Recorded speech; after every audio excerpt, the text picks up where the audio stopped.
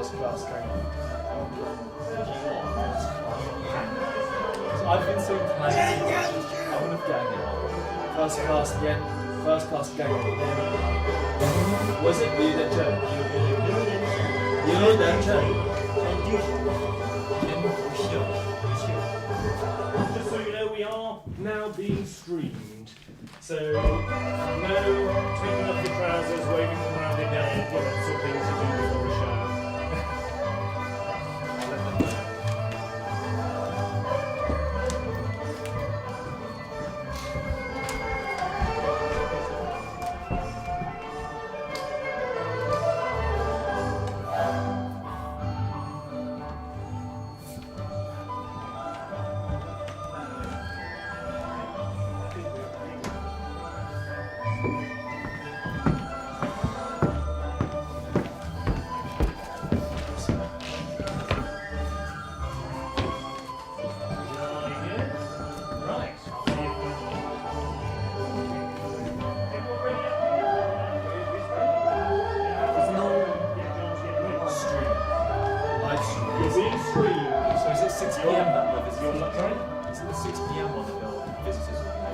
There'll be some visitors on the side. They're waiting outside. Just about 15 minutes.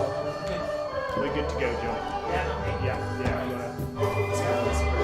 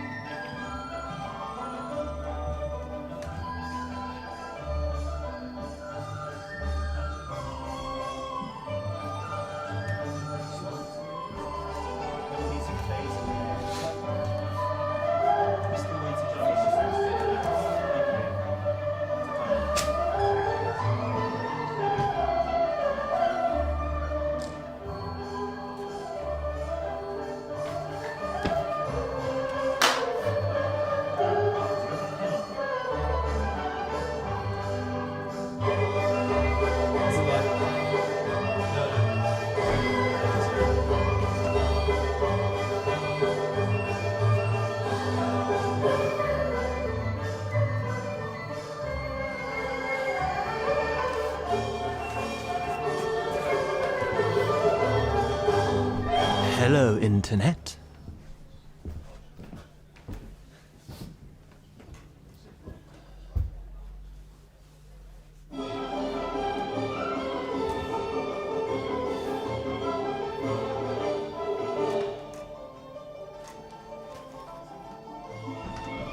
Which side are we having our tails? Left side. Doesn't matter. Good to be unison or something.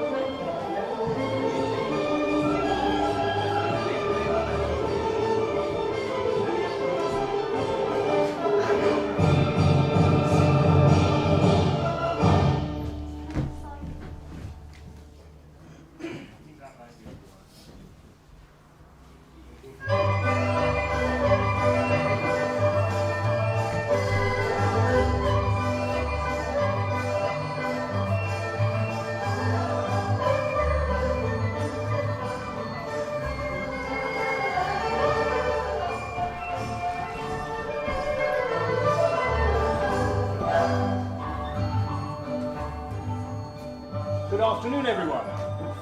Welcome to Blue Orange Theatre. Thank you for coming, to our invited guests, and also welcome to all of you watching from online.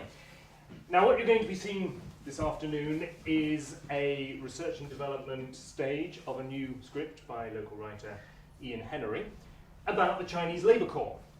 And for this, we've been really lucky to get 5 professional Chinese actors, or from Chinese origins, and they have joined forces with 6 Year 2 students from the Midlands Academy of Musical Theatre, which is based here at Blue Orange.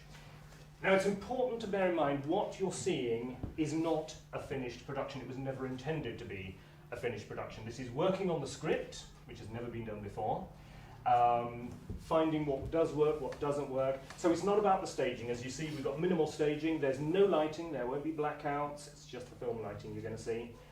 We've got a few sound effects that our technician, Tom Mosley, has added in, and our costume department have been working hard, as you can see. But the actors are still going to be using their scripts, so just bear all that in mind. This is 5 days of work. A normal professional production for a show this length would be at least 3.5 weeks, maybe more. So this is just 5 days' work. So bear that in mind. It's just to give you an idea. We're hoping it's going to be the start of a longer journey, developing the whole thing further. Enjoy yourselves, and thank you for coming.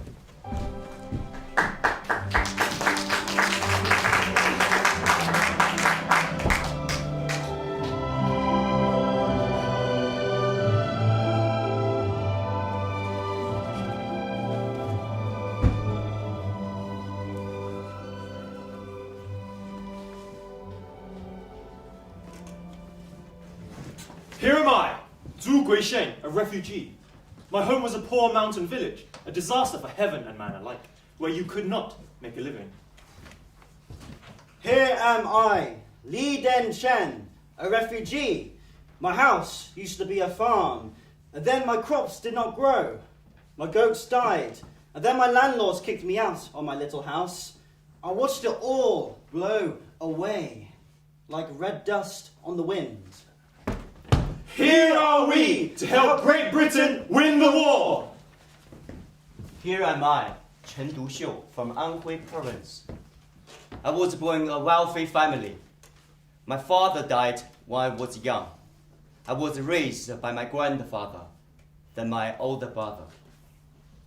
They wanted me to follow the path, join the civil service like everyone else.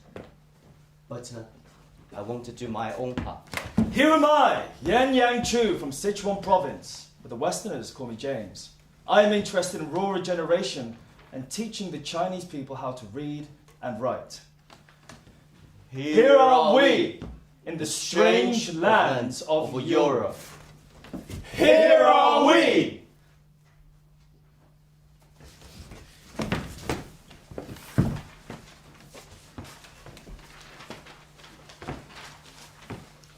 Europe looks like China, doesn't it?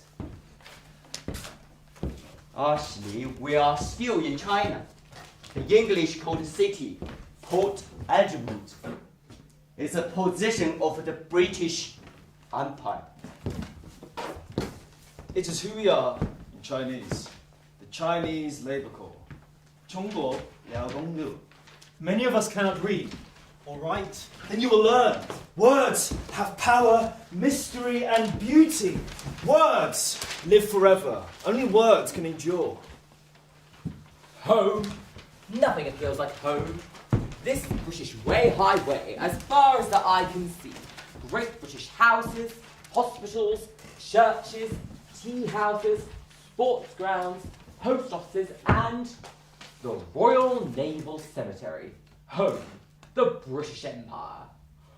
Rule Britannia, Britannia rules the waves, and Britons never, never, never shall be slaves. I haven't always lived in China. I was born in Birmingham, and that's where Mrs. Colonel Brian Firefox lives with our daughter. I'm a colonel in the Liverpool Regiment and served in China during the Boxer Rebellion, where I was the first Chinese regiment and mentioned in dispatches my gallantry. Thank God I am an Englishman, British by birth and English by the grace of God. Thomas Bourne, representative of Forbes & Co. and recruiter of the Chinese Labour Corps. I see someone's made a new sign. Chinese Labour Corps. Chonghua Laogong Lu. Splendid. You are just the man I'm looking for. Colonel Brian Firefox, 1st Chinese Regiment Boxer Rebellion. Now, see here, my good man. London wants me to form a labour corps of Chinese to serve in France. Dreadful business. The British Army is massacred on the Somme and is desperate for fresh blood. Indeed, Colonel, but I think it's worth pointing out that the members of the Chinese Labour Corps are purely to be used as non-combatants. Of course, of course. Now, London told me that on arrival at the Labour Depot, recruits are given accommodation and food by Forbes & Co. Is this correct? Each recruit is allocated a bronze identity disc. In order to become a member of the Chinese Labour Corps, they must first pass a medical inspection. All being well, they will then be looked after by Forbes & Co. Splendid. But, see here, Bourne. A little bird tells me you are a railway man. Is this true? I was a railway engineer, Colonel. I was engineer-in-chief of Beijing Hankou Railway. And you speak and read Chinese? I do. Chonghua Laogong Lu. I've been here for almost 30 years. Good Lord, China for nearly 30 years. Don't you miss home? Here is home, Colonel. I love China. I hope you haven't gone native born. Fraternise with the heathen. Put your hand in the prawn cracker jar. What? Turn Chinese man. I'm just a railway engineer. I do my duty to Great Britain, but my home is here in China, for better or for worse. A word of advice. Don't get too close to the natives, Bourne. Yes, thank you, Colonel. I'll bear that in mind. Just remember that east is east, but west is west, and you won't go far wrong. I think it's only fair to say, Colonel, that Stick with me, Bourne. My experience in suppressing the Boxer Rebellion taught me well. What I learned there, and what I'll share with you now, Bourne, is this.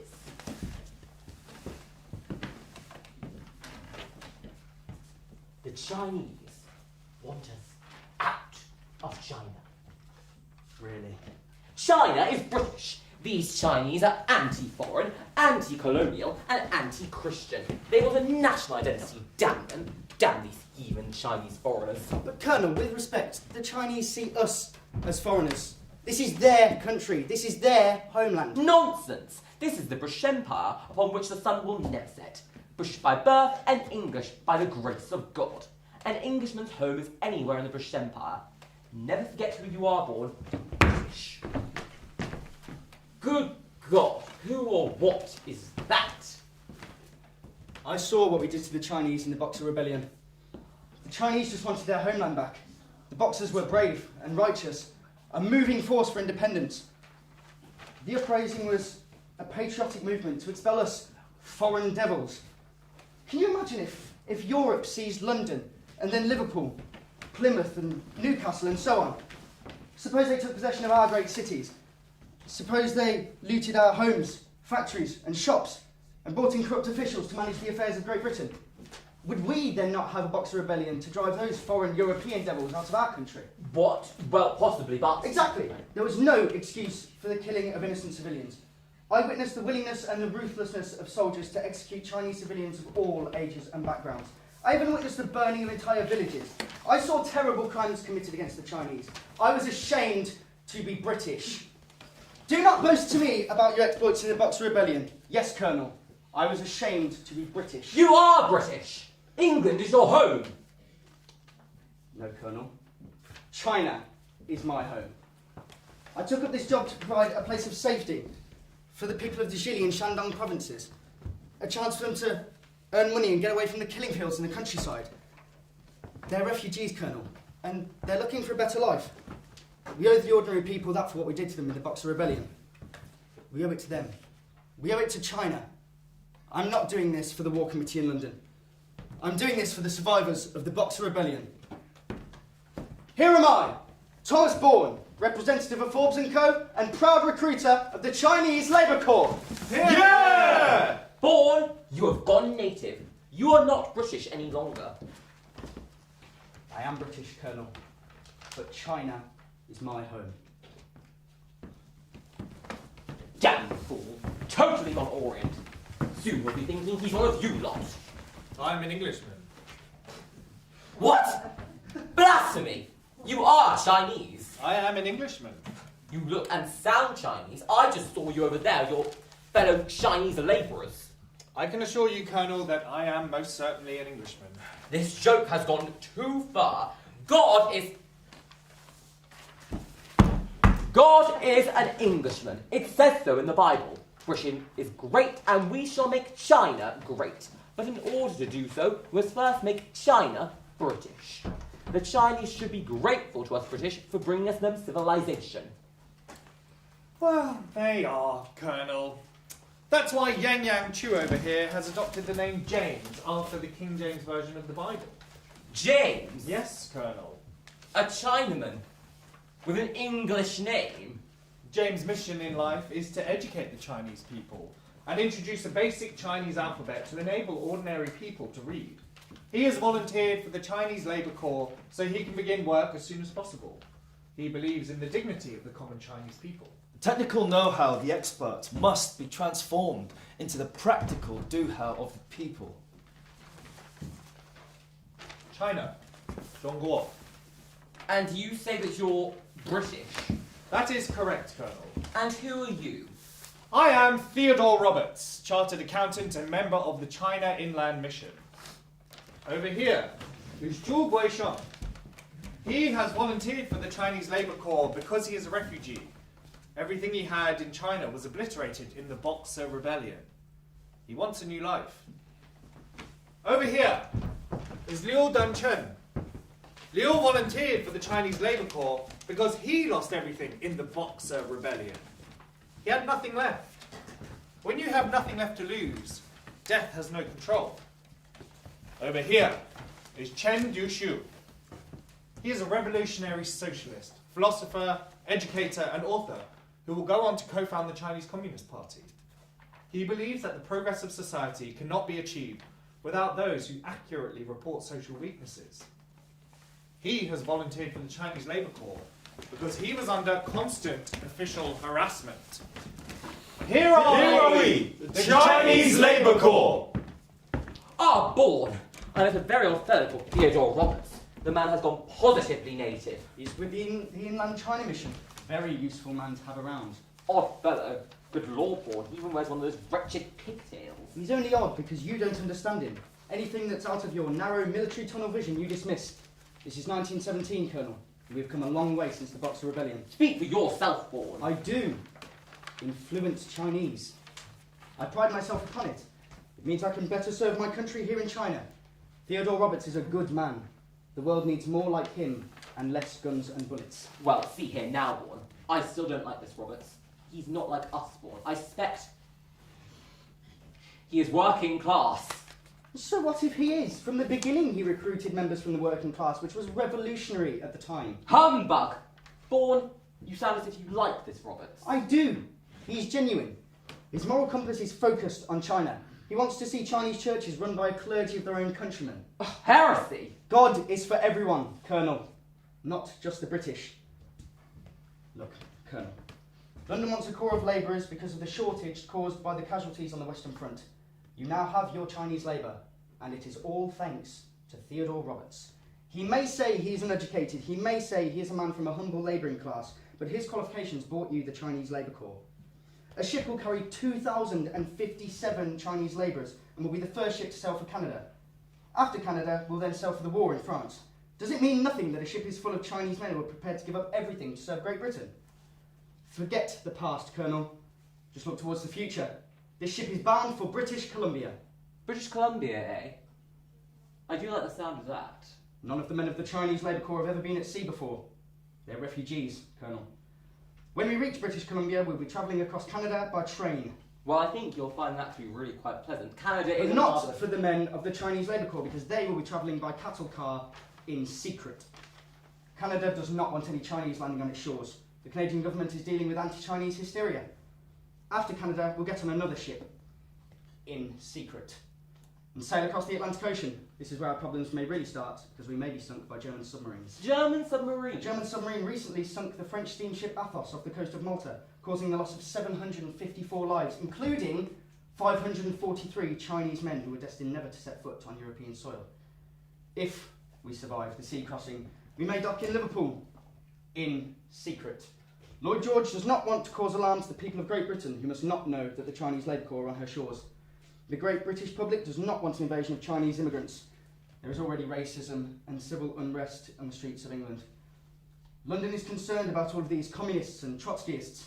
We do not want a revolution in England. Indeed. Blasted working class. So, what happens after Liverpool? I transport the Chinese Labour Corps down to Folkestone in secret, and from there we board another ship across the English Channel for France, assuming the German submarines do not sink us between Folkestone and the Belgian coastline. Then another train journey. Cattle trucks? No doubt, and this journey will take us. About that. Will I have my own carriage on one of your trains, first class? I think a man of my standing should board. Board! Wretched man just walks away. Immigration crisis in England. We don't want that, good lord. No. We must curb immigration. These migrants must know their place. We must have a proper policy to limit these ragged refugees coming upon our blessed soil of Albion. Yes, indeed. England for the English. Time moves on. Canada, British Columbia, part of the Great British Empire. The Chinese Labour Corps have arrived. Here are we, a small part of China in a far-flung part of Canada. Let's see what the future holds for 1917. Here are we, the Chinese Labour Corps. Labour conquers all. Only it didn't work out the way we expected. The presence of large numbers of Chinese was kept secret from the Canadian people. The Canadian government did all that it could to keep Chinese people out of Canada. They did not want to incite panic and outrage among the white population with news that a huge number of Chinese people had landed on their shore. Previously, large numbers of poor Chinese men had arrived in Canada. These refugees were willing to work for lower wages than other white immigrants in Canada. This upset white Canada. They have a live, crowded condition where disease was rife. White Canada regard Chinese labourers as unclear who bred disease. William Head Quarantine Station near Victoria was built in response to the perceived plague brought in by the Chinese. It was the first port of call for these immigrants coming to Canada on the west coast. Just to be certain, a leper colony was built nearby. As a result of poor living conditions, there were more sick individuals in Chinatown than anywhere else in Victoria, which the Canadians used as proof that the Chinese were biologically inferior. When we arrived at the quarantine station in 1917, we were met with the same racism that faced Chinese Canadians. When we docked, it was found that a few of the men had smallpox, so all 2,057 of the Chinese Labour Corps were quarantined on board our ship. We were held for 2 weeks. It became a self-fulfilling prophecy. Some were sick, so all were forced to stay in cramped living conditions, and the disease spread like wildfire. It became justification for the Chinese immigrants to be held in quarantine. As soon as the Chinese Labour Corps were allowed to get off the wharf at William Head, they were sent for an extensive cleansing programme that included delousing, but also had their heads shaved and their pigtails cut off.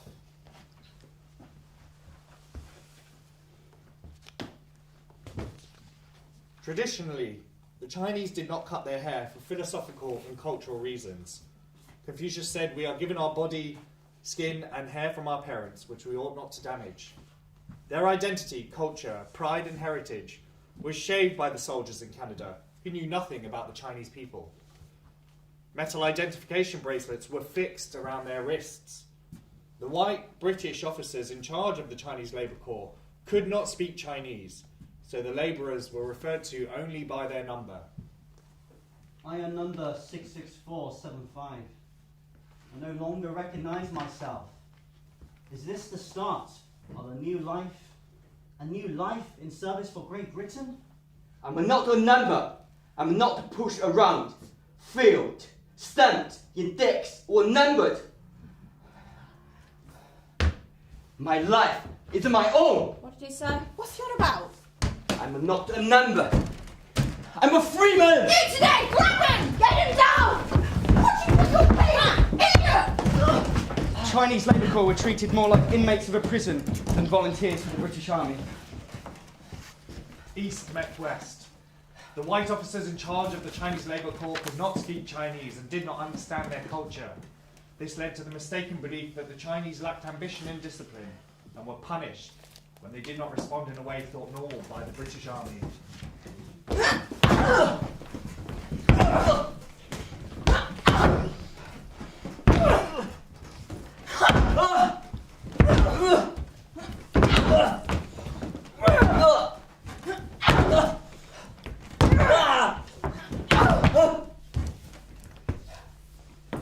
Thank you, gentlemen. The British Army must be cruel to be kind. The 5th British Columbia Company has their orders. No insubordination. We're over 2,000 of you milling about. Tensions have run high, and discipline must be Stand to attention when officer is talking to you! Excuse me, Colonel, please, may I translate? The Chinese laborers do not understand English. Very well, very well. Brothers, the Colonel wants us to stand at attention. Now, which one of you is Liu Dian Chen? Please, Colonel. Yes, very well. Brothers, the Colonel wants to know which one of us is Liu Diashen. What shall I say? Sir, it's me. Very good. I see you are learning. This way, please. The rest of you, stand at ease. Colonel, please, may I translate? Yes! Yes. Go with him. Poor Chen, look at you. Bound to a whipping post for insubordination. I'm not a member. I'm a freeman. Help me get him down.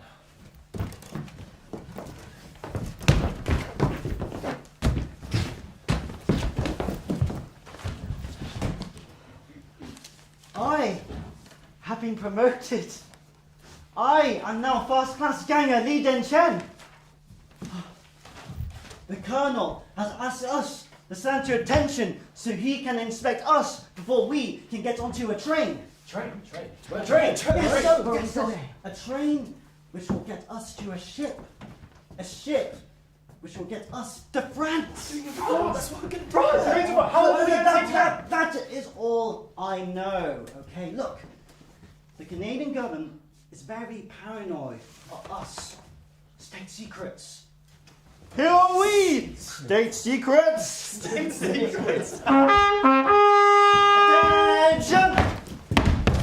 Post scan reporting that the Chinese Labour Corps are ready for duty. Stop! What did he say? Excuse me, Colonel. He said you can inspect us now. Very good, first-class ganger. We will make a foreman of you yet. We are now leaving for William Head Quarantine Station, and that's all you need to know. It's all about secrecy. First-class ganger, far them out. Dole march to the quartermaster. Excuse me, Colonel, please, man. Yes! March them out! First class ganger Liu Den-chen! Yes, sir! Chinese Labour Corps, attention! Turn to the right. Exit stage.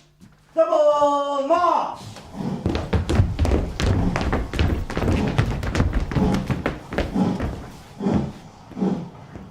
Here am I, Thomas Bourne, a former railway engineer, and I'm now taking the Chinese Labour Corps to France.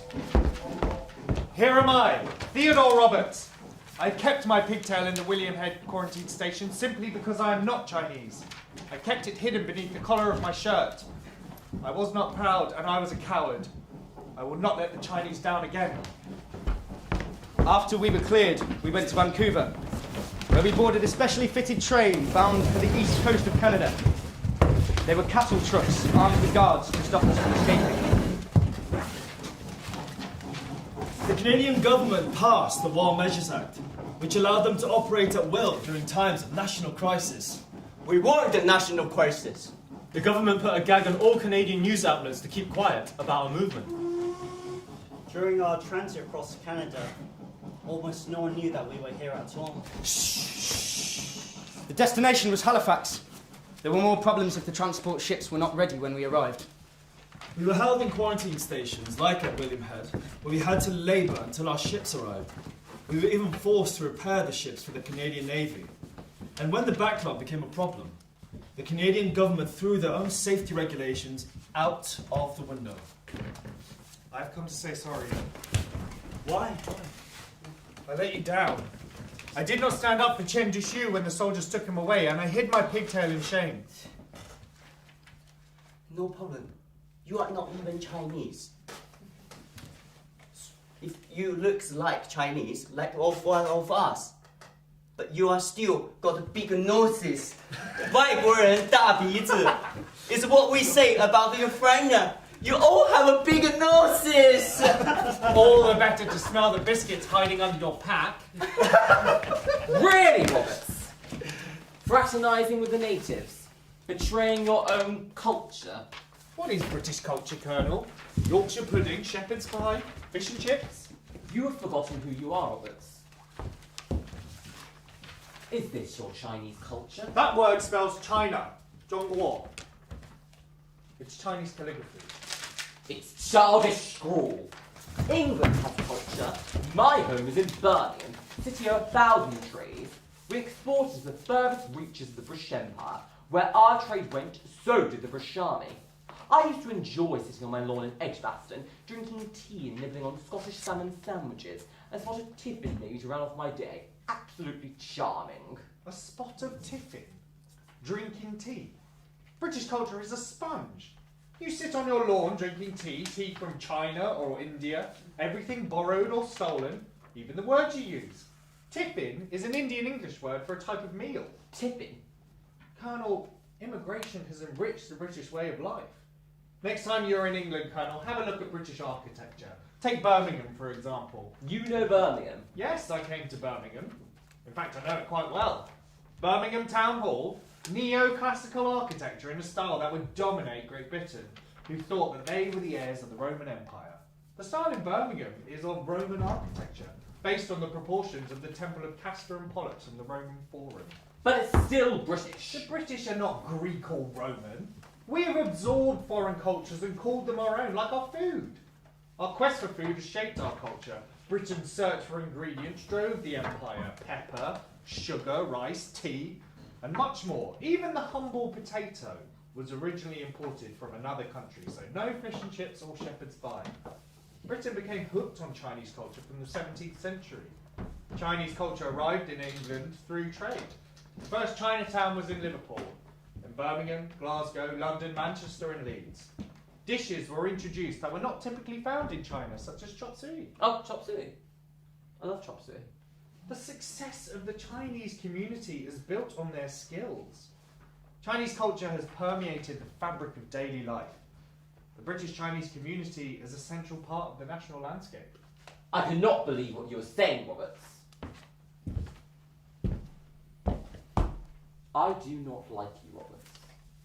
Why? Is it because I'm working class or because I tell you the truth? Both. I'm sorry I've opened your eyes. Only the truth hurts.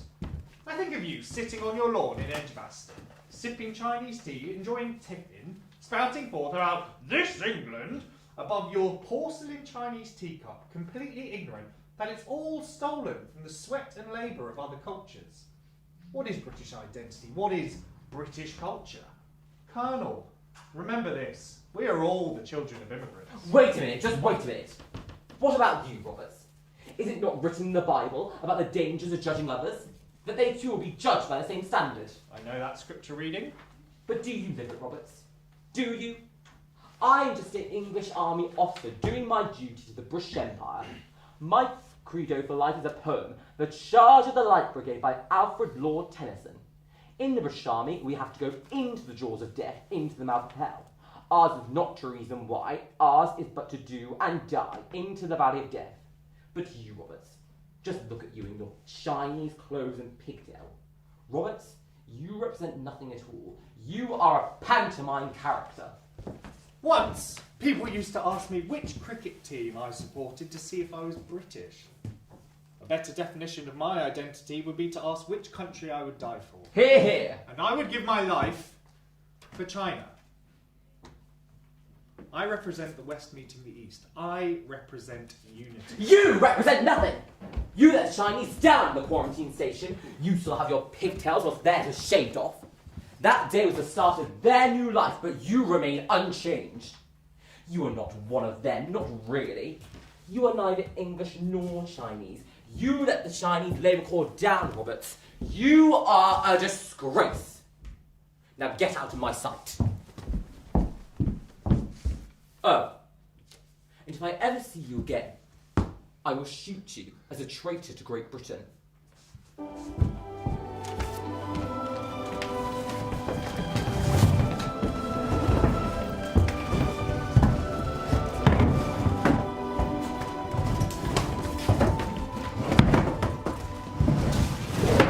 Recruitment of the Labour Corps in China was only the start of an appalling journey where many died. Those who died crossing the Pacific and Atlantic Oceans were buried at sea. They had no memorial or grave. We shall remember them! They lived in labour camps, unloading ships and trains, laying railway tracks, and repairing tanks. It was the duty of the Chinese Labour Corps to perform all non-combat related jobs given to them by the army. They were told when they signed up that they would be safe from the perils of the front lines, but their new jobs took them directly into the trenches. Their main job was to maintain and dig new trenches, repair roads and bridges, and bury the dead. No leniency was shown to those whose minds snapped under the horror of trench warfare. The British Army showed no mercy to its own soldiers and none to the Chinese Labour Corps. On Christmas Day 1917, they staged a mutiny in protest of their dangerous working conditions. The mutiny was put down by the Royal Welsh Fusiliers. 9 Chinese labourers were killed by firing squad. They were treated more harshly than their white military counterparts because they were Chinese. They also carried out the gruesome work of clearing the bodies from no man's land. They put their own lives at risk from unexploded mines. This contribution should not be underestimated. These men left their homes, their families, some forever, for a cause which they knew very little. We shall remember them! It's time for us to go back to China. We have more Chinese labourers to recruit in Weihai Way. And we go to the front for the meat, fresh grander. Good luck, my friends. Smell that! Trenches! Nothing else in the world smells like that. I love the smell of trenches. You know, one time our artillery had to bombard it on for 12 hours. When it was all over, I walked up. We didn't find one of them, not one German body. They all ran off, I expect. Typical. Still, victory. That's what counts. Someday this war is going to be over. Daddy! Alice? What on earth are you doing here? I thought you were in Birmingham. Long story. Daddy, may I please present to you my friend Beatrice. She's also from Birmingham. Hello, Colonel. Alice has told me so about your military expeditions around China. Ah, indeed. Hello, Beatrice. China seems so far away from the trenches of France and Belgium. It almost seems like another world. I'm sure it is. Mysterious east compared to the stark horror of the war in the West. Daddy, what was that we heard you talking about? I love the smell of the trenches. You're not talking complete nonsense again, are you, Daddy? Well, it's my job. As Alfred Lord Tennyson wrote... Ours is not to reason why. Ours is to do and die. You're always trotting out that Victorian propaganda. You're living in a time warp. This is 1917. Times have changed. Still a military officer. The Empire must come first, my girl. It always has. We've hardly seen you in years. King and country. Home is the Empire. Home is Birmingham. Home is with your wife and your daughter in Edgbaston. Oh, yes. Your mother. How is the dear old girl? We shall remember them. Mother is fine. A little older, a little wiser. And how is dear old Birmingham? It's still there as far as I know, Colonel. My dear Alice, you are not the girl I last saw those years ago when I set sail for China. Mother and I are modern women. We found our own emancipation whilst you were running around with your Victorian mindset. We believe in equality for all. You're not one of those suffragettes we hear all about, are you? Suffragettes? I hope you're a pacifist. being a suffragette is bad enough, but I couldn't cope with you being a pacifist. Actually, we became prominent figures in the white feather movement. We shamed young men to enlist into the war. Splendid, splendid. We're on the same side after all. We target young men with white feathers who aren't wearing a uniform. We gave out so many we could have made a fan. Here's a gift for a brave soldier. Some are calling themselves the Order of the White Feather, using white feathers to get rid of unwanted boyfriends. So, my daughter is a suffragette. Do you heckle politicians? No. Try and storm Parliament? No. Shame yourself to railings? No. What do you do then? We go clubbing at musicals. We like jazz, blues, honky-type ragtime, and the boogie woogie. What honky blues? Good lord, did your mother support all this nonsense? Mother likes the musicals. Oh, that's just changed while she's been away. Obviously. Speaking of which, what exactly are you doing here, Alice? I'm a nurse. What? I am a nurse. We both are. I trained and worked hard to qualify, or did you not notice because you were so blind in your crusade to put a British flag in every corner of the world? Blind? Yes, blind, father, blind to your wife and your daughter. Someone else called me blind once. On the ship coming across the Atlantic. Roberts. Theodore Roberts. A wretched man. I threatened to shoot him if I ever saw him again. He even wears a pigtail. I told him he was unchristian. I told him what was written in the King James Bible. Oh, not the Bible again! Daddy, please! I had all the answers, but that man, Theodore Roberts, made me question everything. So, Roberts opened your eyes and you wanted to shoot him? Naturally. Damned English foreigner. Or is he a foreign Englishman? Can't tell the difference. Answer these me days. this question. What is in your heart?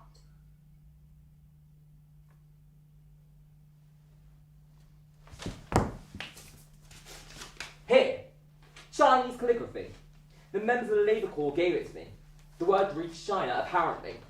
You can have it to show your friends when you get home. Can't make head nor tail of it myself.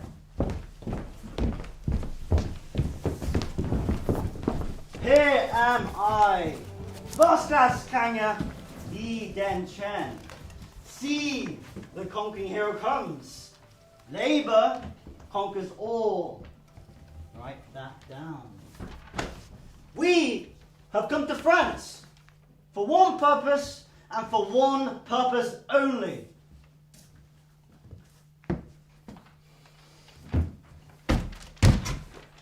Here am I, Chen Duxiu, from Anhui province.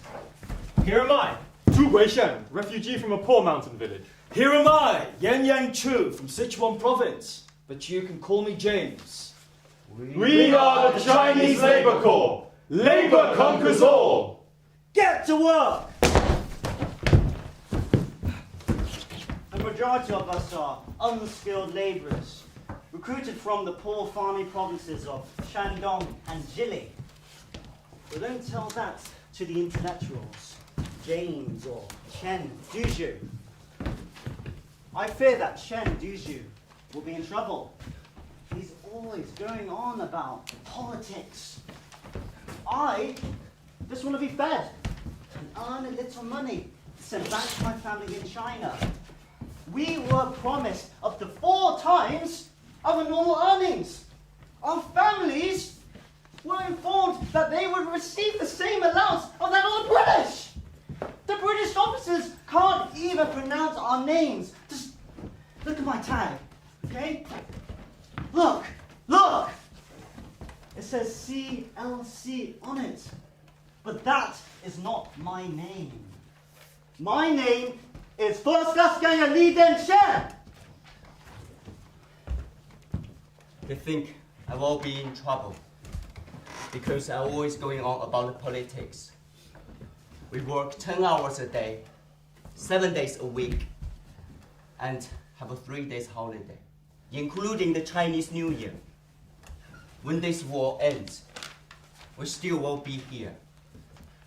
We will return ravaged land into the working field, and in doing so, get Europe back fit again. We will return to win the war and help to rebuild the peace. And what sense do we get from it? Our contribution, we will repeatedly erase it from history. But all this yet to come, you see. Here am I, Chen Duxiu, from Anhui parents, agitator, revolutionary, and opposer of empire. The terrible slaughter on the Western Front meant that the British Labour companies who previously worked behind the lines were now required to go to the front. We were the replacements during the Flanders Offensive in 1917. It was like a relay race of death. The great British newspapers published such propaganda. The First World War wasn't about plucky little England standing alone against its enemy. In fact, it wasn't even a purely English effort. On the Western Front, there were volunteer of Labour Corps, which comprised Egyptians, Indians, South Africans, and the Chinese. This is just a world war, and it's not even a white war. It's a sacrifice by many nations and their people. I once knew a pianist from Guangzhou who said that an individual cannot whistle a symphony. You need a whole orchestra. Do you ladies really want to help the people? Is that what you believe? Yes. Then go to the people. Live among them. Learn with what they know. Start with what they know as well. And build on what they have. I don't even know your name. I'm Alice. This is my friend, Beatrice. We're British nurses. Miss Alice and Miss Beatrice. What do you believe in? What do I believe? I believe in mass education and rural regeneration, first in China and then other countries. My name is James. I was born Yan Yang Chu, but my family were poor, so I was sent to a school by the China Inland Mission. I was taught to read and speak English from the King James's Bible. Do you know it? Oh, yeah. Is that why you're here? Because you're poor? Well, it explains why I'm here trying to make a living. The members of the Labour Corps also pay me to write letters home for them by day and translate news for them by night. Ye Yanzhu! Stop talking to this white woman! Remember who you are! You are a coolie worker, and you should know your place in this world of foreigners! Get back to work! Remember who you are! Labour conquers all! What did he say? The ugly one who spoke in Chinese. His first-class ganger, Liu Denshen. He said Labour conquers all. Miss Alice. Miss Alice, where did you get that? My father. He was in China once. Colonel Charles Bryan Firefox. Perhaps you've heard of him. Chinese Labour Corps, fall in! At the door!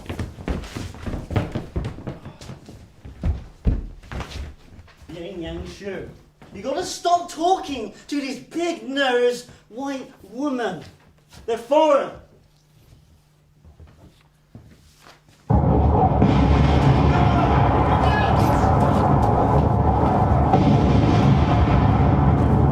Where are the Belgian labourers? They have scattered! We did not volunteer for this. Dice from above. I can't even see them. Why us? You're non-combatants. We cannot see. We should be at least 10 miles away from the front lines.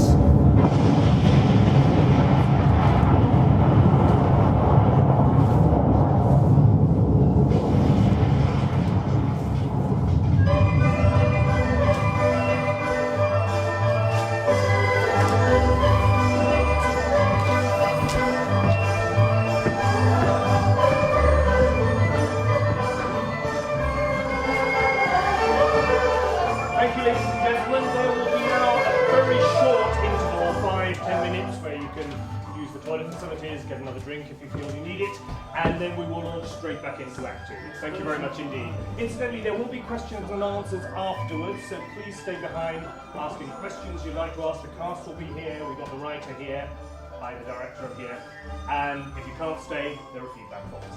Thank you.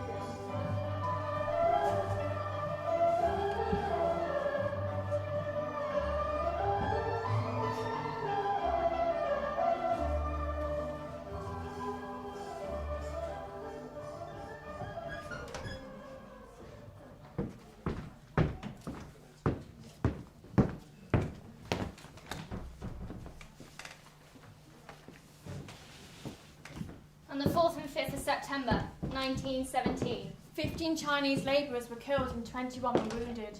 And those that could flee ran after Belgian labourers who had already fled. There was no respite as the bombs rained on civilian workers. Just like the Belgian labourers, the limit of their endurance had already been reached. They had not travelled halfway around the world for this. I used to give white feathers to men out of uniform in Birmingham, thinking I was so clever.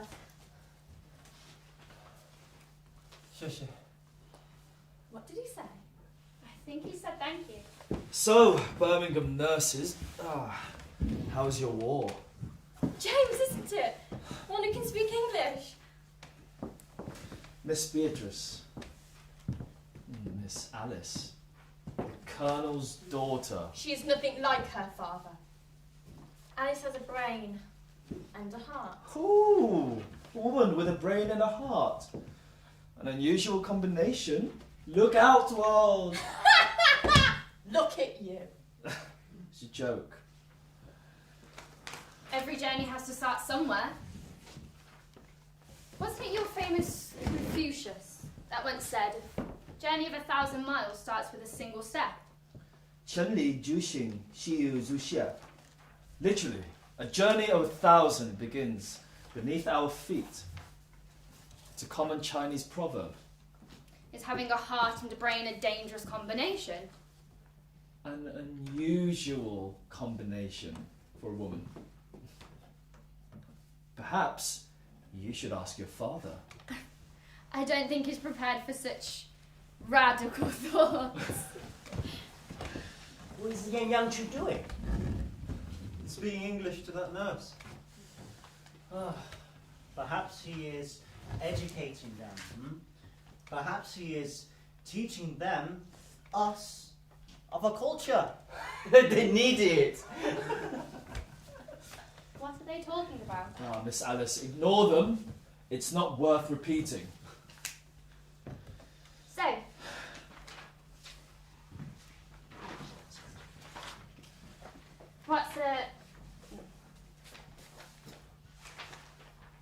So, what's an educated man like yourself doing on the Western Front? You mean, what's a nice Oriental like me doing in a place like this? I want the Chinese Labour Corps in France to be remembered. People will be able to read about us and know what we achieved. It seems you have a heart and a brain. An unusual combination for a Chinaman. Sure. Miss Alice, I must dedicate my life teaching my people. When we have a new heart, we become a new people. And when we have a new society, then we have a new world. We are all people with hearts and minds. Alice, do you really want to help? Do you really care about the Chinese people? Yes, James, of course. Then learn from us, Chinese labourers. Teach me. I'd be honoured. So would I. Sheshe. Robert! Robert, where have you been? No, not Roberts. Not anymore. My labour number is 4621, given to me by the British government. I made up a new identity. I had to come back and join you in this war. But why did you come back, Roberts? I mean, 4261? I let you down at the William Head quarantine station. I did not defend Chen when he was given field punishment by the Canadian soldiers. I hid my pigtail and denied who I am, so I'm here to apologise. It's a big apology. What's he saying, Alice? I don't know. Have you forgotten what the colonel said? If he sees you, he will shoot you. That is a chance I am prepared to take. I'm not going to let down the Chinese Labour Corps again. Relations between you and the soldiers are difficult because of a lack of communication. I am here to help. Chinese Labour Corps, fall in. Roberts, fall in. I am Ganger First Class Li Den Shen, which means that I am now the foreman of this gang of labourers. Roberts, you have disjoined our merry men. Fall in. Attention! army has engaged in a big offensive at Flanders. They're battling the Germans at a place called Passchendaele. Passchendaele is near a railway station, which is vital to the supply system of the German army. Our artillery are bombing the place to smithereens. Yes, by George, when we have finished bombing the railway and seized the city, your job is to rebuild the railway. Field Marshal Sir Douglas Haig wants his railway station, and by George, we will give it to him. The whole German position in Flanders will be undermined.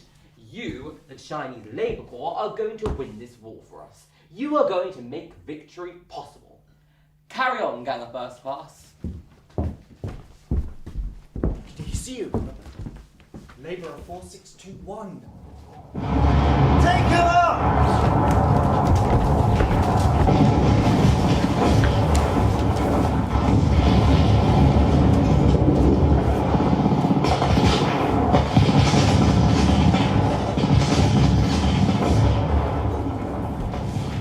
German! Ah, the Chinese! Good Lord, you just spoke English. My God, you just spoke English. But you're German. Yeah, and you're Chinese. Deceptive. Funny man. Funny. I'll tell you what's funny. You're a German in France, speaking English, and you're in my shell hole. Yeah, when you put it like that, it does sound funny. Anyway, it's my shell hole. How is it that you speak English in my shell hole? My mother was English, so you could say it's literally my mother tongue. Anyway, since when was this your shell hole? The Chinese people coming over to France and taking over shell holes in addition to everything else as well? Racist! You bosh. Now who's being racist? Me? Racist? How can a Chinese person be racist? I'm Chinese.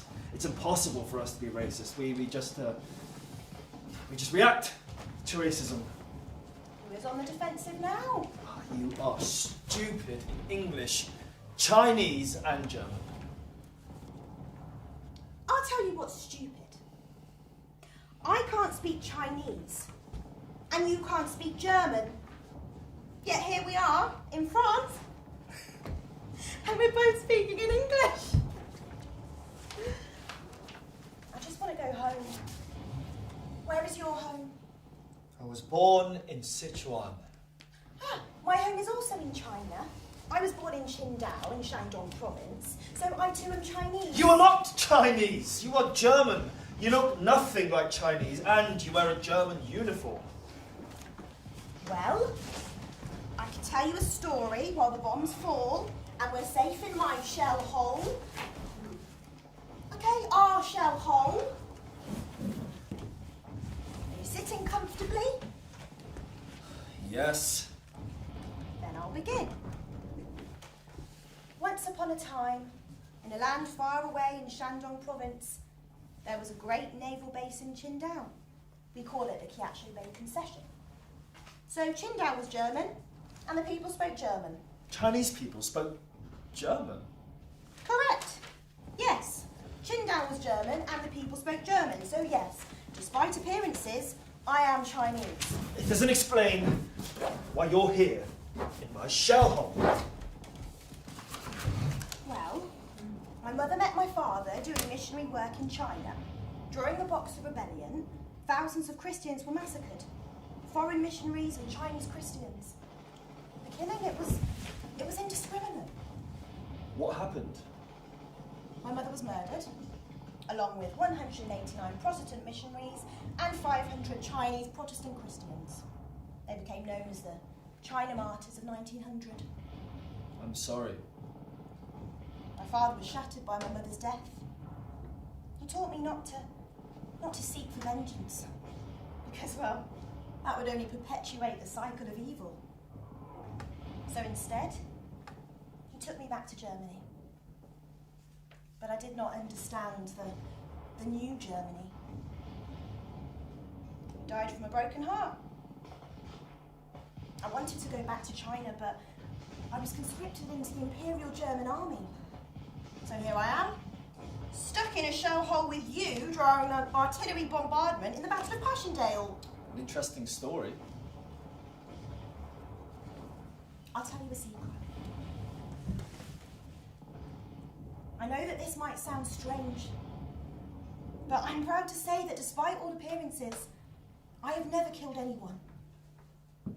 I always put my bullets into the air and not at people. Yeah. Some soldiering. My name is Yang Chu, but English people call me James. You don't look like a James. Who, James?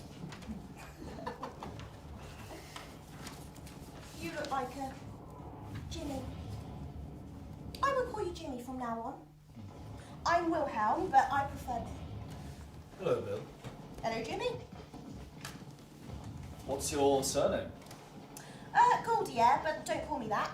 I prefer to be called Good. Good. Bill Good. Be good. Good.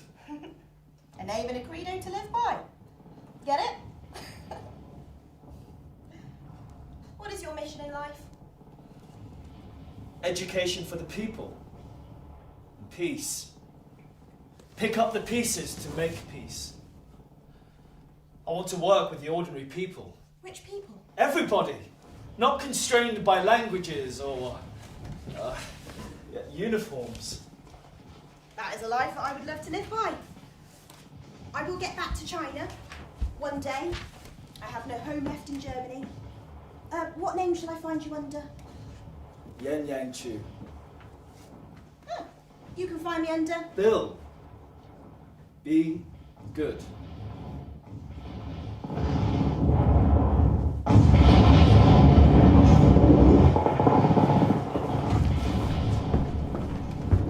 James, named after the Bible. He seems to make an impression on those around him. He certainly made an impression on me. East meets west on the Western Front.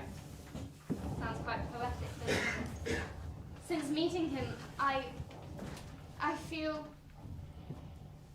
What could he ever see me as? What am I thinking? Me, the daughter of a colonel, his commander... Watch out for snipers!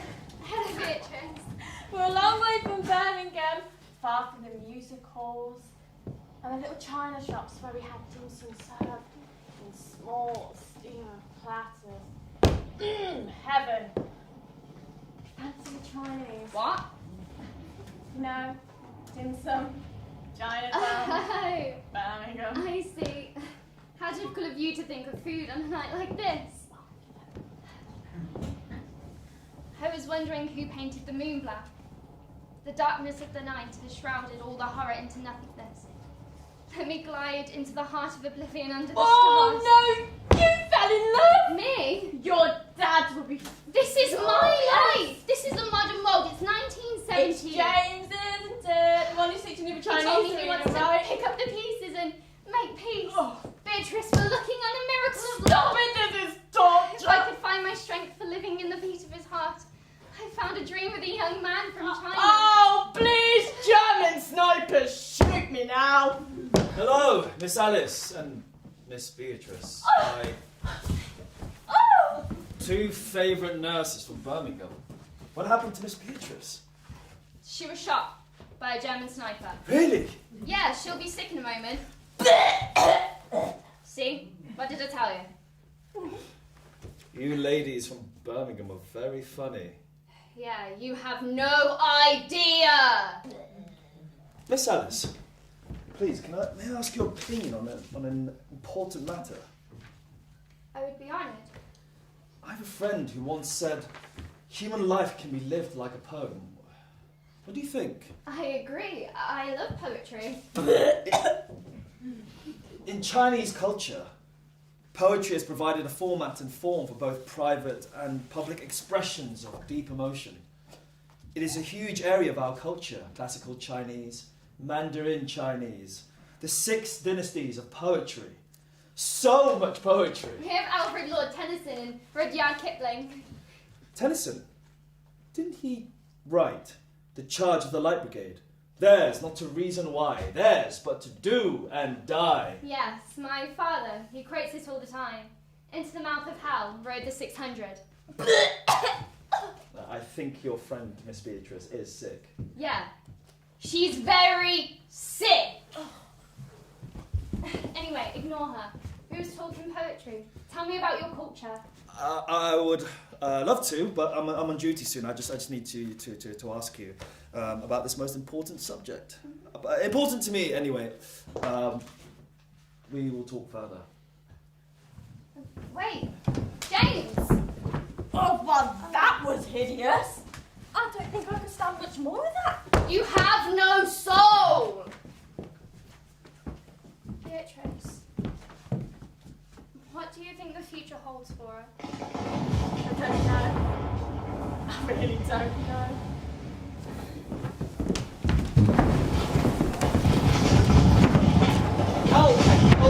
Food! It's a soup with lambs or horse meat. I don't eat horse. The kitchen staff has told me to grow vegetables. Vegetables? I was told to pick weeds like nettles for the soup. The bread is stale. And the dog biscuits which make up our diet. We tried to break up the biscuits and add anything else we can find, like onions. Boil it up in a petrol can or an old jam jar, but by the time we get to our dugouts, it's always cold. We never get hot food. Look, we can't cook food for ourselves. The first sign of smoke from our cooking will signal the Germans because of a fire, and we will be shelled by the German artillery. I can't get my teeth into these dog biscuits. Everything we had, which was not a lot, was shared out equally. Hey, you know, Labour conquers all. At least we are not on the front lines. Well said, gang of first class. I say let those who like the front line have all the bullets they want, but this is not our war. The dog biscuits are so hard. I used to throw them away. One day I looked out, and the two dogs were out there fighting. Which one have my biscuits? The dogs were fighting to stay alive. What do you think, James? Two animals fighting for their lives out there in no man's land, and here we are. Britain and Germany, two highly civilized nations fighting for what? Tell me that, James. Theodore Roberts! You! I am now Labourer 4621 of the Chinese Labour Corps. No, you are not. You are Theodore Roberts. I warned you if I ever saw you again, I would shoot you, and I always keep my promises. I've been watching you, Roberts. You are a traitor. Soldiers, arrest this man. Why? What have I done? I am Labourer 4621 of the Chinese Labour Corps. No, you are not. You are a spy. Take him away.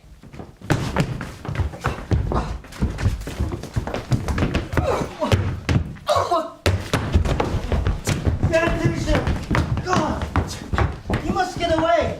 You attacked a British soldier, you'll be shot for mutiny! I was trying to protect Rob. He's not traitor. He's our friend. No, it's not me you have to convince. You must go now. You must leave here, Chen. He's go to China. Chen Ducey.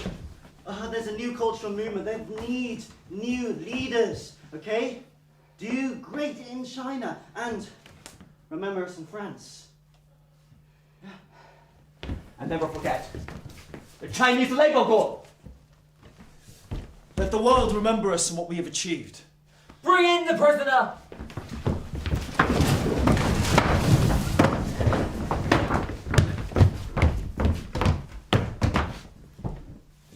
Theodore Roberts, do you have any last words before you are shot at dawn by a firing squad? I am Labourer 4621. You are Theodore Roberts, a known traitor.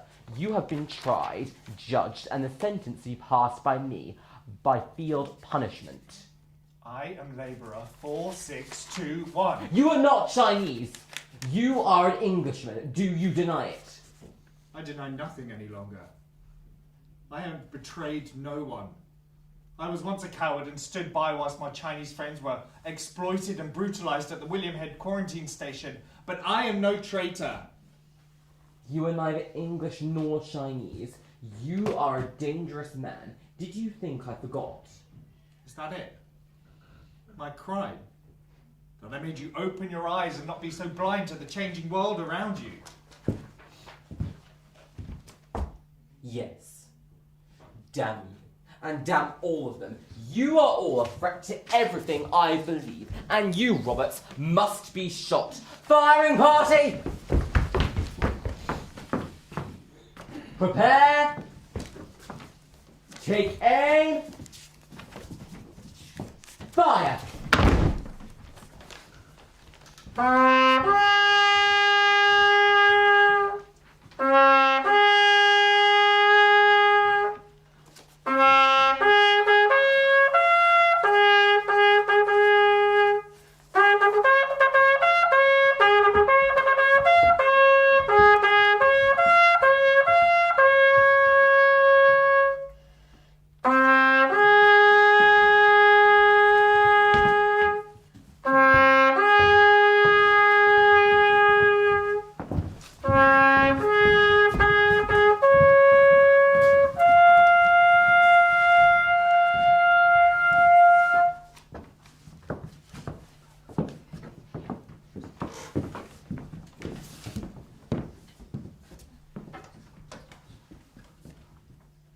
I'm so sorry. He was your friend. He was labourer 4621. The war ground on with no sign of a breakthrough while the death rates had risen. Hospital beds overflow, amputated limbs into the floor, and the smell of mustard gas wafts over the battlefields, and the stink of excrement fills the air. And Alice, my best friend from Birmingham. What about Alice? Where's my daughter? Colonel! She's gone! She's in love. She left with one of the members of the Chinese Labour Corps. It has something to do when he ordered one of the Chinese labourers to be shot last year. He was not a member of the Chinese Labour Corps. He was not even Chinese. Does it matter? Your daughter has run away. What else matters, Colonel? Maybe she's gone to find a new life for herself and wants the barbed wire and the shell holes, but what do I know? I'm just a nurse from Birmingham. No! You know what, Colonel? I have a duty. You understand that, don't you? To the patients in the hospital, the wounded and the dying. The members of the Chinese Labour Corps have come halfway around the world to serve Great Britain.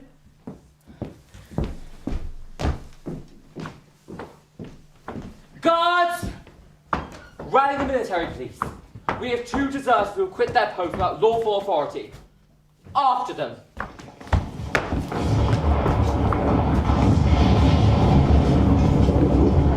was so sure. It was the girl that handed out white feathers. Here's a gift for a brave soldier. No man's land, where many have bled into the earth. And for what? A few miles of French mud. Who's going to care in 100 years? 50 years? Mothers, sons, daughters, fathers. Their bodies paraded like trophies on barbed wire. Miss Alice, I think we should go back. You and I are in no man's land. Let me teach my dance crews from the music halls in Birmingham.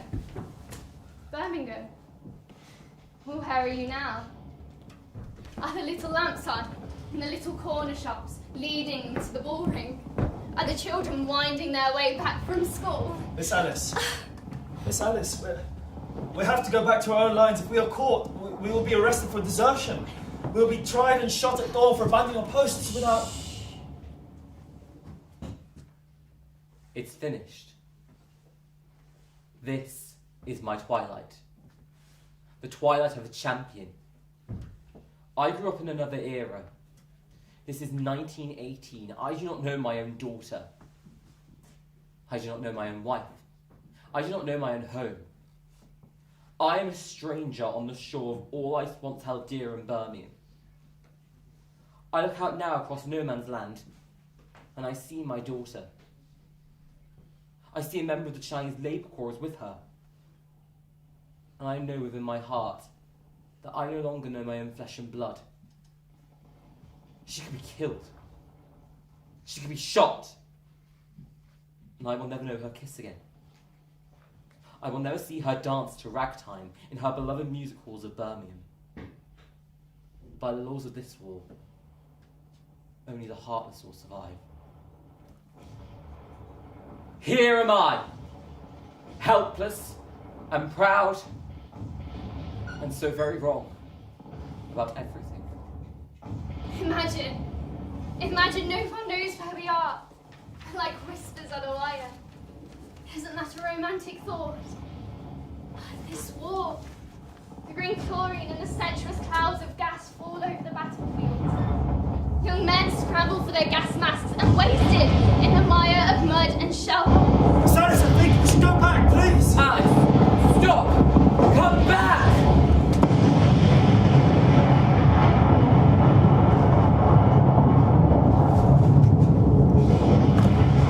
I was thrown backwards without hearing the explosion. I was only aware of the muffled sound of air being forced asunder with astonishing violence, like the sound of a door being slammed 1,000 miles beneath the earth. I was on my back. I could hear what I first thought was falling rain. But then I realized it was some clumps of mud and human flesh falling to the earth. Broken forms of the colonel and the British soldiers lay together in the middle of a broken crater. I could see Miss Alice. She was lying in the mud at a twisted, unnatural angle. Miss Alice! Miss Alice! And it was a noise that came from a place inside me that I did not know existed. It was a cry of something that had been smashed beyond repair. And all I could hear was the colonel calling, "Here! Come here, I have something I want to tell you. That is an order." I was bleeding. Hot shrapnel had ripped into my flesh. Still, that cry from the colonel, "Here, come here, that is an order. I have something I want to tell you." I began to crawl through the blood-streaked mud, through the stinking filth, to the broken body of my love. Alice. Here! Come here! I have something I want to tell you. Alice, please. Alice. Come here! I have something... Alice. Here! Come here! I have something I want to tell you. That!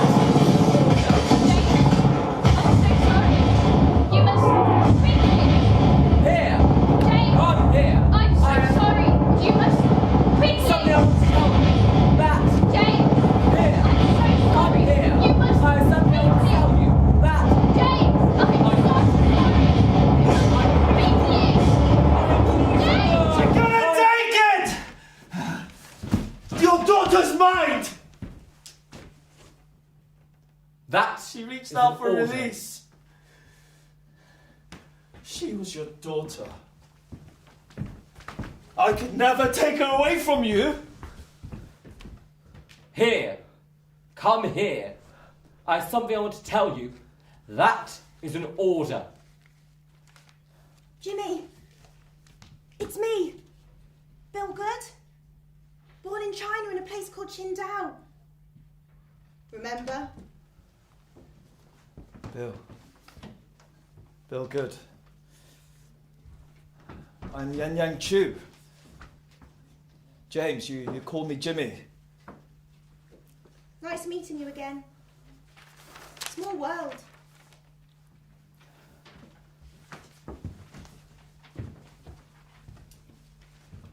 Bill? Yes, Jimmy.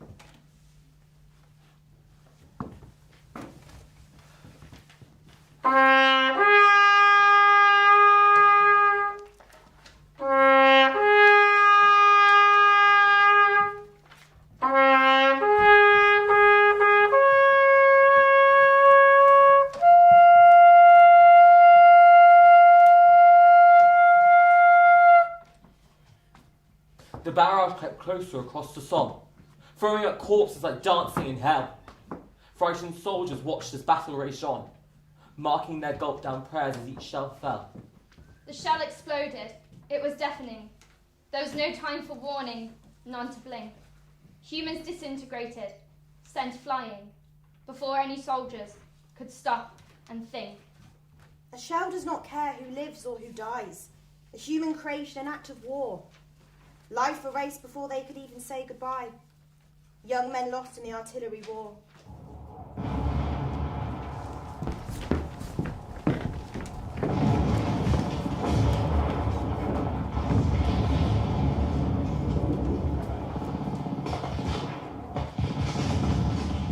Miss Alice! Miss Alice. I'm here. Stay with me.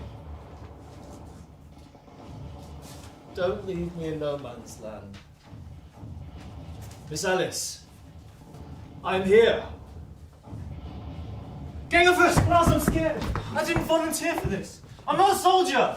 We can't just leave the Yanchu out there in the middle of the battlefield. He's in no man's land. What Come else on. can we do? No, we have to go there. He's part of family, okay?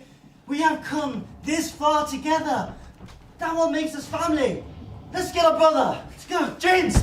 James! James! Oh, James. James. At last we are together. We are together at last. No one can hurt us now.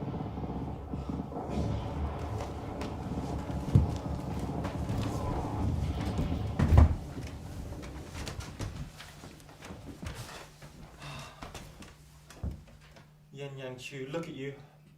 All broken up. Miss Beatrice thought you wouldn't make it.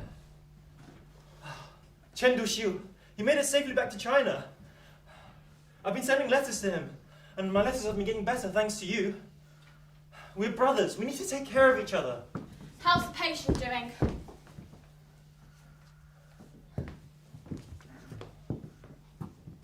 Body hit by shrapnel in multiple locations. Lacerations infected. Fever, delusional and hallucinations. Not expected to live. You don't know. Do you, James? You have no idea that...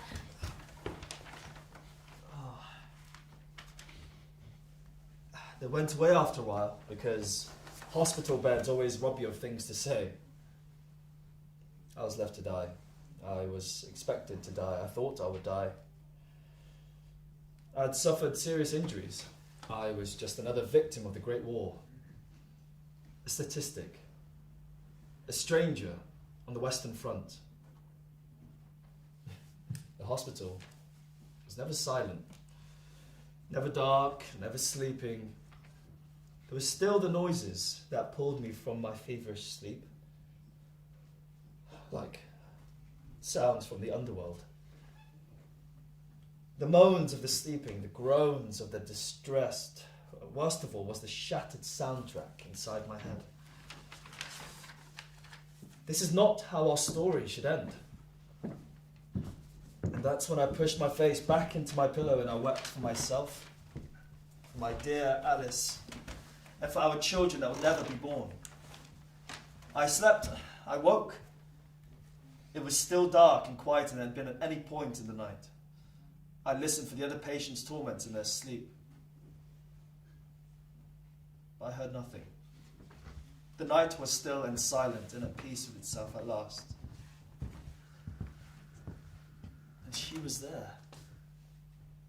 And she looked at me with endless sadness. Hello, Jimmy. Is this another one of my dreams? Dream or a nightmare? I don't know. Britain and its allies won. Millions of men died. But you won. So congratulations. The Great World War for civilization is over. I think it was called the First World War. That probably means there'll be a Second World War. But I don't know what the future holds. I guess it didn't end all wars. You are not a dream. To some I am. The war has ended, Jimmy. Now warriors like you must fight for peace.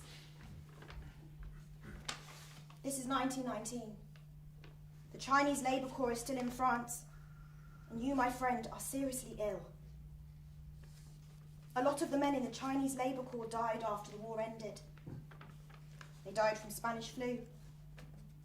It killed 30% of the world's population, 100 million people. Let me get this straight. Millions of people died in the war, and then 100 people died in the Spanish flu epidemic. How many Chinese Labour Corps died from it? Over 800 at least. Well, those are the ones I know about. The overcrowded camps and hospitals were a breeding ground. You were lucky not to die from it. But Nurse Beatrice has been looking after you. She likes you. She wants to show you around Birmingham, take you to Chinatown, teach you how to dance. It's what her friend Alice would have wanted. Miss Alice, I tried to save her. I remember.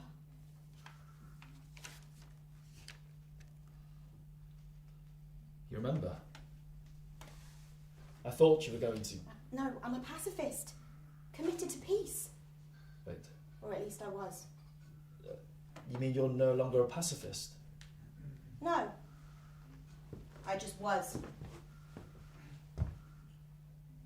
Men like you have survived this war for a reason. And you are my friend, Jimmy.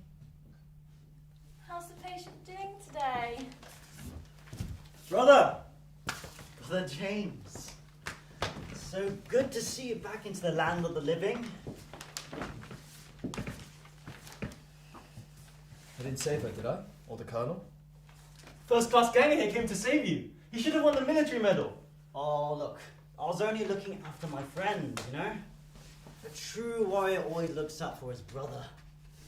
And Zoo here. Zoo went out there as well. He carried Miss Alice.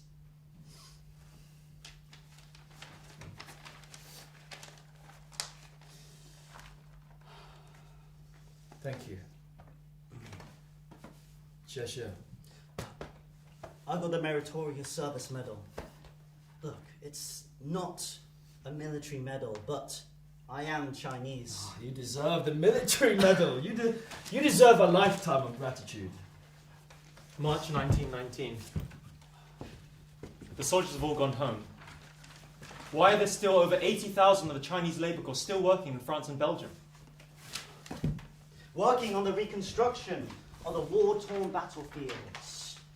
We have to conduct mine-clearing operations and fill miles of trenches. We have to dig up the bodies of dead soldiers where they fell and transfer them to new military cemeteries. We are home. The war has ended, but the Chinese still die. The graveyards here at Nord-sur-Mer is where the largest number of the Chinese Labour Corps were buried. There are 842 gravestones carved with the identity numbers given to the Chinese. They died, the majority of the Chinese Labour Corps, during and mainly after the war. Explosions during mine clearances.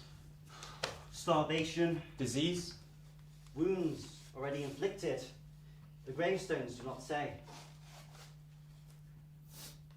The British say they'll keep us here until 1920. We Chinese already began to form an established community here in France. I myself have been speaking the French language. I can now speak French. Look, the French labourers always need new workers like us to help rebuild their cities, their economies and their environment. Labour conquers all, and I'll be staying here in France. What about you, Zhu Guaishen? Are you going to stay in France with gang of first class, Liu Denshen?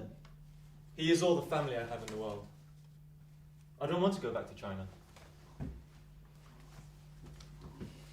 Thank you for coming to see me in hospital. Thank you for being my brothers. Visiting time is over.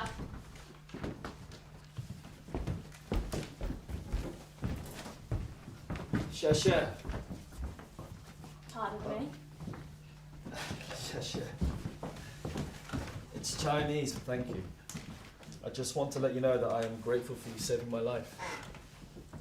Sure. Thank Thank you. Alice, she really loved you. She wrote this for you. She didn't get an opportunity to give it to you before she... I found it when I was clearing her locker out of the hospital. She would want you to have it. I put my address on the back. If you ever make it to Birmingham one day. I'm being moved to another hospital. I live near a beautiful little river called the River Cole. You'll like it. I'm not very good at goodbyes. There's been so many in this war. The River Cole is very lovely in summer. It has kingfishers.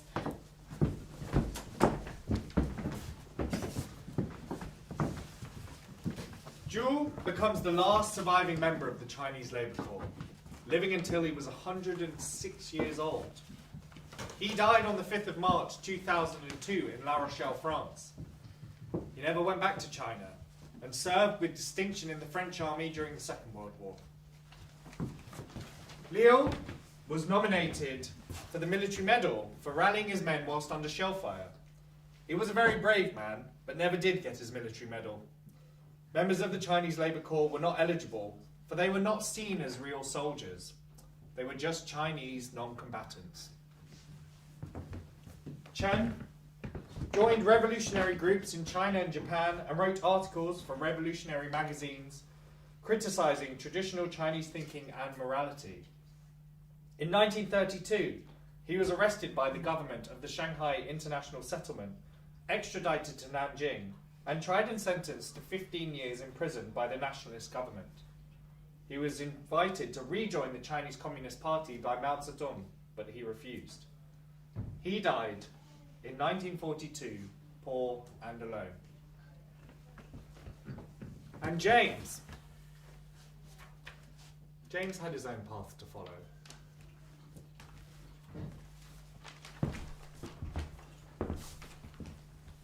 Candles flicker dim, while outside, deformed angels in abandoned graveyards mock life's transience, covered with cobwebs, missing limbs, faces, and wings. God's messengers point beguilingly to roaming skies. A little leaf falls, caught by the shifting breeze. Its tiny weight is carried over the earth between boughs, across fungi and through protruding roots of erstwhile silent sentinels. A leaf climbs, spiraling up airy staircases, surrendering to the whim of change. Sometimes, leaf settles on Range Street grass before summoned once again and spun ever onwards in the breeze. Nothing is forgotten. What once existed stirs within the loam, rejuvenating the earth, whispering on the wind and carried in the creeping dark river. Leaf dances, mine is to change. Nice. Keep her in your heart, for there shall we want you to always live. There will be another war, and when the war starts again, who will you fight for? I don't know, but I will fight for whatever is right. I will fight for peace. I think that address in Birmingham sounds very tempting. You will live and your story will continue. My young friend Jimmy, go to Birmingham.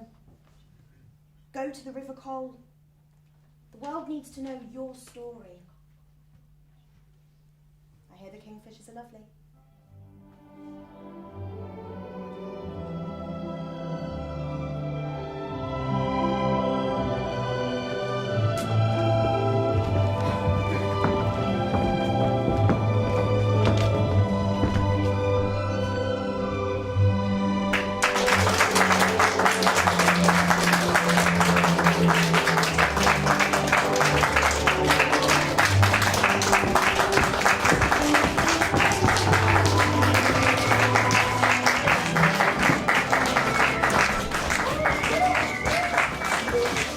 Thank you all very much indeed.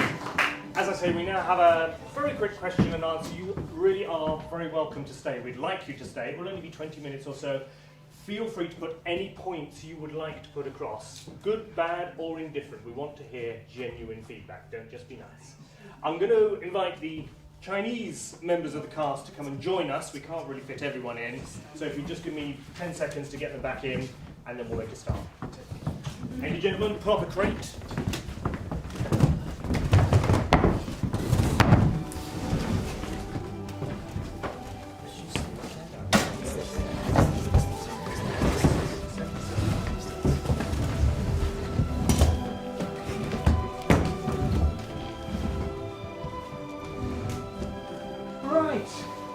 Okay, thank you all very much indeed. I hope that gave everyone something to think about.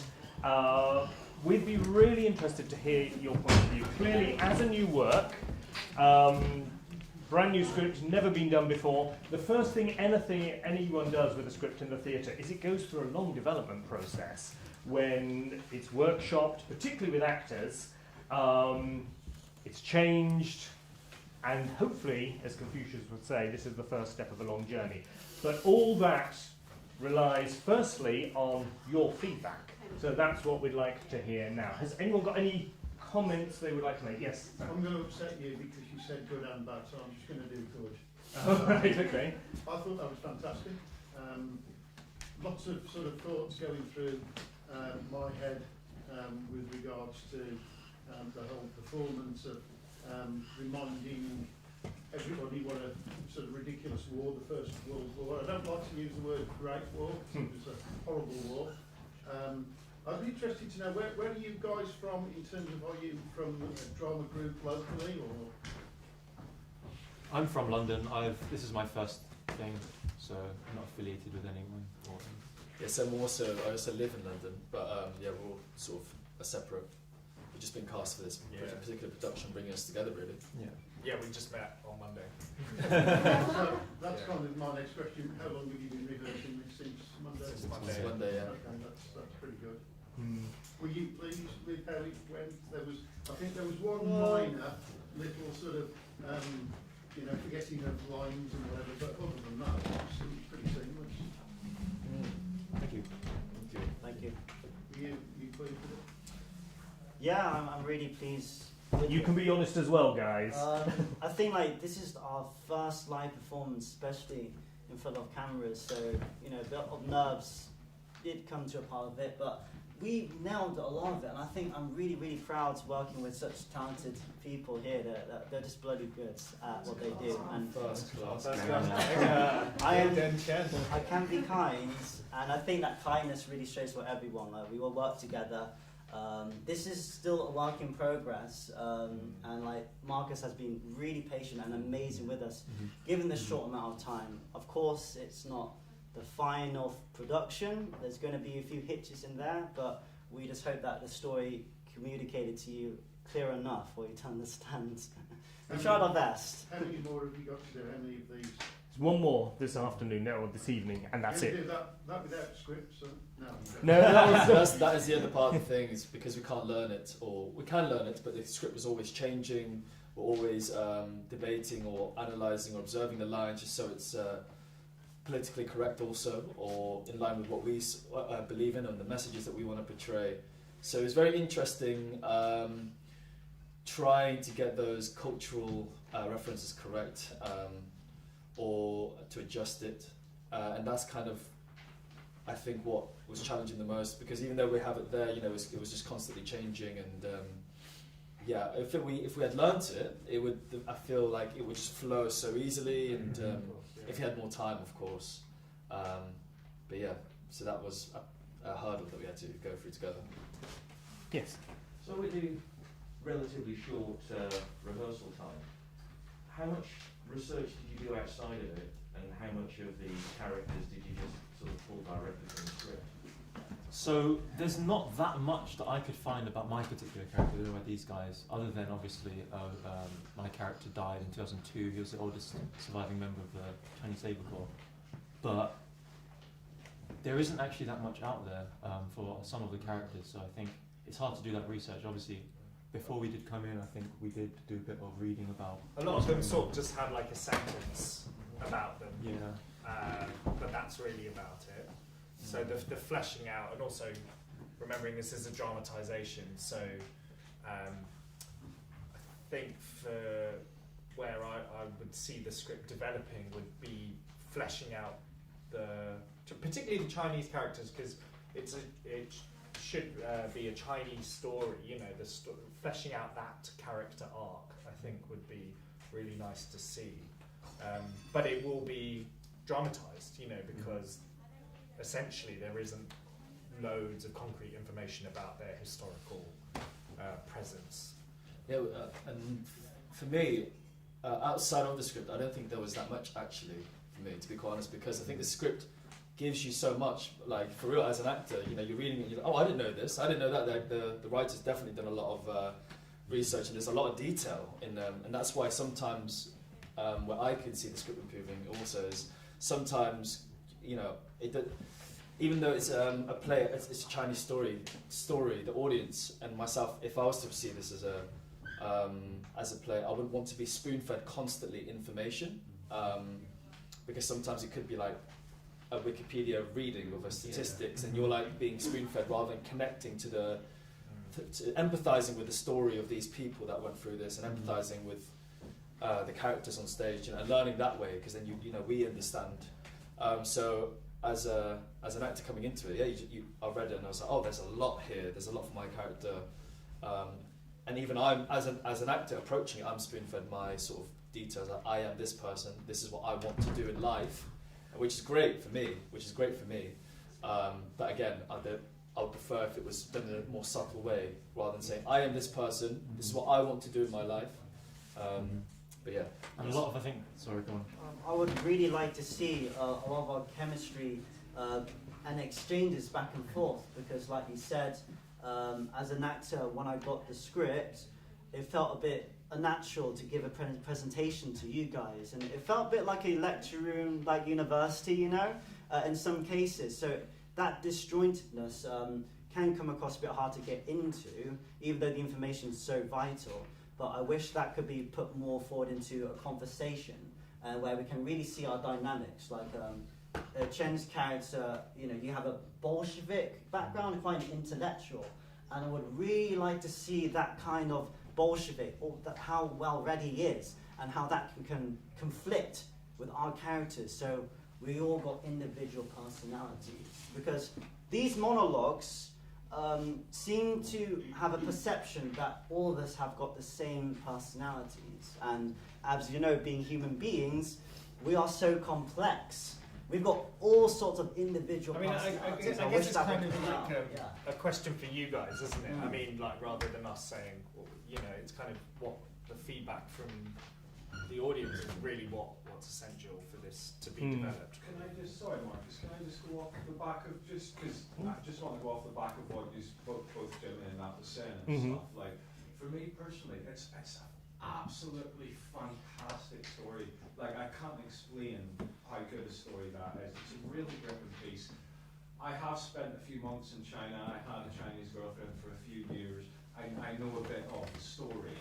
But what, Marcus, I would love to see, if I'm being really brutally honest, I would love to see that whole thing shrunk down. I mean, to them stories, because there's so much vital information in there that my head's losing it. And it's brilliant. There's pieces in there that are absolutely genius. I mean, like, it would be even better if you let me let it. Sorry, Tom, but he's not there. But as I say, with things like that, I just think these guys did an amazing job. There's elements of story there. But there's even just some paragraphs that you could do a whole piece from. But there's just elements. I just think it needs to be shrunk down a bit, so I'm not too boggled. I can focus on that one character, like you said, a wee bit more of that one character, a wee bit more of that one character, so I don't have so much information going on. Because when I first heard about the Boxer Rebellion, this is going to sound so crazy. There's a band that was called the Boxer Rebellion. I was like, what the hell? My girlfriend went at the time, oh my God, what the hell is this? And I was like, oh, there's a band. And And she called me and she led me into the story, and I knew bits about it. But I think he's really had something there. I just think it needs more work. It's shrunk down a bit, and it needs a bit more hard hitting and a bit more simplified. So everyone can get it. And I think if you took that around, genuinely, for my having a Chinese girlfriend for 5 or 6 years, I know if people knew that this was on, and especially like her friends and stuff, would love to see something like this, because there's nothing representing it. There's nothing representing real Eastern culture out there, I think, personally. But I just think, break it down a wee bit. Guys, you did a fantastic job. 5 days. 5 days to learn all of that. That's like Shakespeare. It is. They've been great, and the students likewise have been so dedicated, so willing to throw themselves in. It's been brilliant. I wouldn't even speak out, Marcus, if I didn't have passion for this piece. And I genuinely think you have something there. Work it out, work it down, give the guys a bit more space, give them a bit more background, let me do the lighting, and it'll be fantastic, mate. It'll be fantastic. But well done, guys. Thank you. I just like to say, this is a lockdown, this is a pandemic, whatever. You pushed through the last 5 days to give us all a theatre show in this beautiful little theatre. So thank you, Marcus. Thank you, all these actors. Thank you, Mark up there, sound guy, the theatre. You did an absolute remarkable job in these circumstances. Oh, thanks, man. Thank you. Right. Shrink it down, give me some power. Shrink it down, give me some power, Marcus. Well, that's one for the writer, who is watching, as most of you will already know. So there's a lot of things he'll want to take on board. I mean, and that's really the essence. That's the lovely point. With our classic sort of British colonial mentality that so many people still have in this country, it's distressing that we still talk about the empire. Most of us will have heard of the Boxer Rebellion. We know that. Most of us might even know it was in China. But beyond that, we know nothing about it. Yeah. And that's the sad thing. So this story, Chinese Labour Corps, most people in Britain, you ask somebody on the street, they won't know it ever existed. Chinamen in the Second World War, First World War? Nah, they didn't fight in the First World War, they didn't do anything, did they? So that's the story, that's the interesting thing.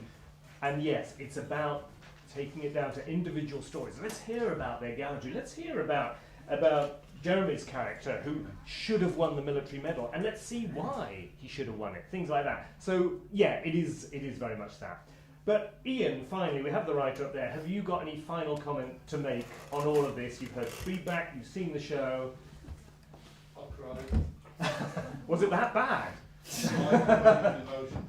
Seeing you guys perform in words that I wrote 2 years ago, I felt it there. So, big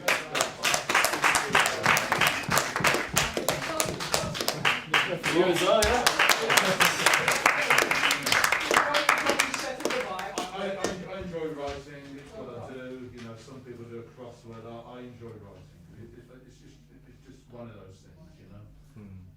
Well, thank you all. My original script was not the play. The play was what all of you and Marcus did today in 5 days.